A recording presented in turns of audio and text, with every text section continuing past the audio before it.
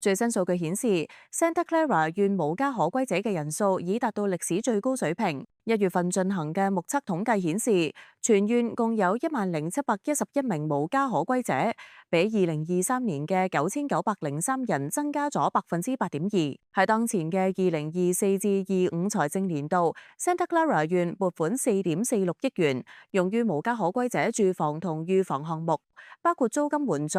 同時，庇護所嘅人數增加咗大約30%。近年嚟，通過 A 提案等地方舉措，已經有超過8,000人獲得永久住房安置。不過，縣政府官員表示，儘管喺擴大庇護所容量同埋提供服務方面取得咗進展，但矽谷嘅高生活成本仍然迫使部分居民流離失所。Santa Clara 縣議員 Otto Lee 表示，臨時庇護同埋將無家可歸者定為犯罪並唔能夠解決根本問題。目前尚唔清楚 San Jose 近期強硬嘅營地清理政策係咪已經導致一啲無家可歸者流向周邊城市。